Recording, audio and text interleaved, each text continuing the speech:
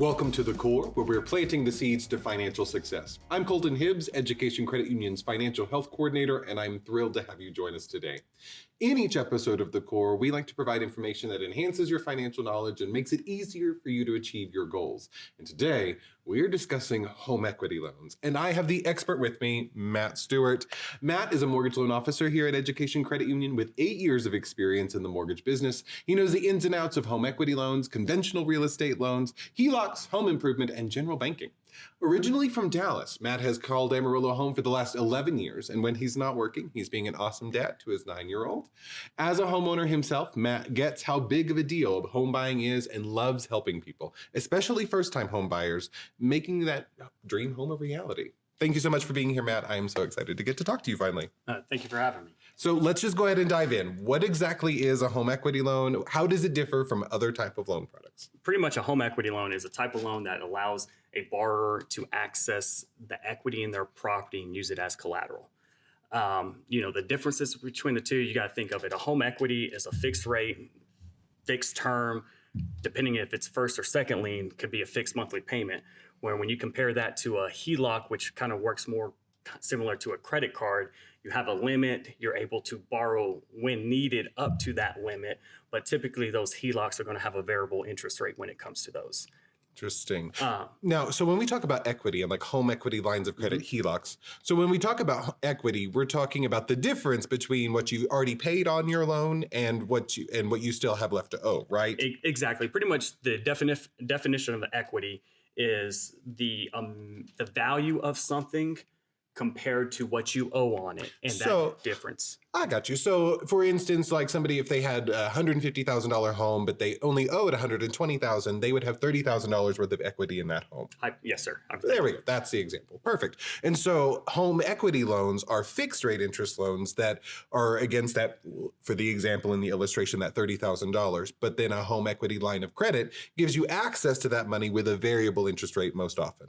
Yes. So, yeah, exactly. Yes, sir. All right. Fantastic. So, what are some smart ways home buyers can use a home equity loan? So there's a wide range of different reasons why someone would do a home equity loan. Number one typically is debt consolidation. Number two, I would say, would be any type of home renovations to the property. But some of those unusual reasonings would be for, let's say, if you're a business owner that's wanting to start a business or expand your business. Sometimes doing that home equity loan would be cheaper when it comes to the interest rate compared to doing a commercial loan. You got to think about, let's say you have an unexpected medical procedure that's going to come up to play. Sometimes doing that home equity loan is kind of cheaper than when you think about, let's say, a personal loan with a shorter term, higher interest rate. Gotcha. I've had other members who pulled equity out of their primary home to use those funds to purchase an investment property, like a cash deal. Nice. And you even got to think about it when you think about educational loans. Typically a student loan is going to have a higher interest rate than, let's say, a home equity. So, I've had people sometimes pull equity out just to go and back to school or something like that. Or send their kids to school. Exactly. Yes, so, sir. And that's one of the reasons why property ownership is one of those, those seemingly faraway goals for many people, but it's one of those ultimate, like, American dream sort of goals, because with your property, you can leverage the value that you have in it to sort of make whatever reality you wish, whether you want to be a business owner, send your kids to school, or whatever it is. It's valuable in essence. I love that. What are the potential risks? Now, your dreams can come true, but what's the other side of that? How can borrowers prevent themselves from falling into trouble? So, again, there's multiple different risks. I would say, obviously, foreclosure is the first thing that kind of pops up in everybody's mind. But the one that we typically see is what we're going to call a debt trap, like a debt trap, where, your purpose of coming in to get a home equity is to consolidate the debt. But then within the next 12 months, because of just falling back in those bad spending habits, you pretty much rack that same debt up, where it's like you've just dug yourself a bigger hole. Yes, exactly. Absolutely. So that's the biggest one. You also have to take in consideration over borrowing. Sometimes when somebody goes into to pull equity out of their property in that current situation, they're sitting pretty, where sometimes life can throw those curveballs where sometimes that extra money that you pulled out in equity kind of It was unnecessary. You could have used it right now, but this emergency happened. Yeah. Exactly. And so that's something that, we're not necessarily unfamiliar with here. We've seen people get themselves into some situations that they need a financial coach or even bigger help to sort of get out of. That debt trap you mentioned, if we're using a home equity loan as a debt consolidation, if I'm honest, I generally try to steer people away from that, especially if we haven't modified their spending habits. Because if you're spending this way today, you're most likely going to spend this way tomorrow. And we can take away this debt pretty quickly or, resolve it in this way. But if you're still spending this way, again, like you said, you just dug yourself a bigger hole. And then put your property at risk. Exactly. Yep. So is there anything else you would have people know when as if they're considering a home equity or a home equity line of credit? Again, in the home equity loan, just so I'm clear, is where if we're taking advantage of that lump sum that we have the value of, right? A portion of that or the whole thing. And then a home equity line of credit is just access to the potential full value, correct? Exactly, and borrowing it as needed. Borrowing as needed, sort of, like you said, sort of like a credit card. Is there anything people should be aware of in navigating these products or questions that you, as an expert, what do you wish somebody would ask you when they walk in with these products?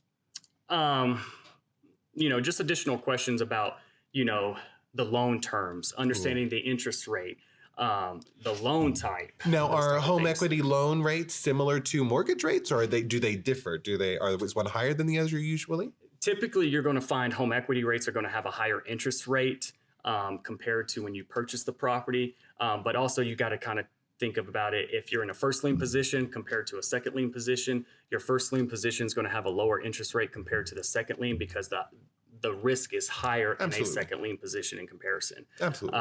So typically when you get a cash out type loan, the rate's going to be slightly higher than a new purchase. Makes sense. I would say, just some ways to prevent some of those risks. Yes. Emergency savings funds. Thank you. Thank you. You hear him? Yeah, right. Because if you got to think about it, if life throws that curveball and a kind of unexpected expense pops up, that emergency savings fund is going to keep you from either covering that unexpected expense, but let's say you needing to cover that monthly payment so you don't go past due or so forth. That emergency savings fund is going to help out. Kind of like you mentioned earlier, just using financial coaches here at the credit union.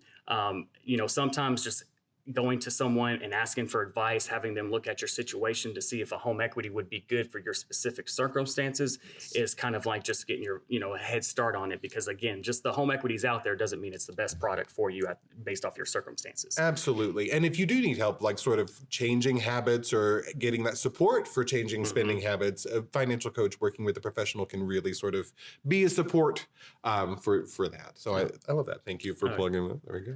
Absolutely. So anything else that you would wish our audience knew? The only thing that I would say that people don't kind of think about when pulling equity, you got to think if you got $150,000 equity and you take $50,000 out, you just reduce the amount of equity you have in the property. So when you think about selling that home, you just now lost some of the proceeds you could possibly receive from that sale. But also you got to think about slower equity growth. So if you have a first lien, you're paying interest on that first lien, you pull a second lien out as well. Now you're paying additional interest on both liens, which is less money going towards the principal to, improve your equity growth in that property. Really, and again, this is worst case, but you got to think about negative equity risk.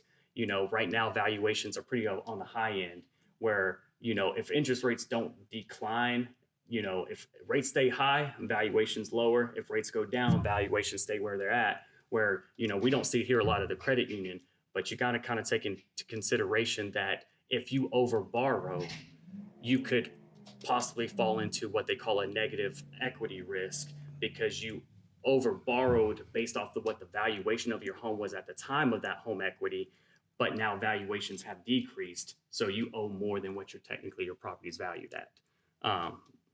That's brilliant. No, Matt, thank you so much for joining us today. Your expertise is invaluable. We've been wanting to talk to you for a while, so I'm so glad you're here. And for the audience, thank you once again for joining us on The Core. A new episode of The Core drops on the first Friday of every month on Apple Music, Amazon, Spotify, and YouTube. We'll see you next time.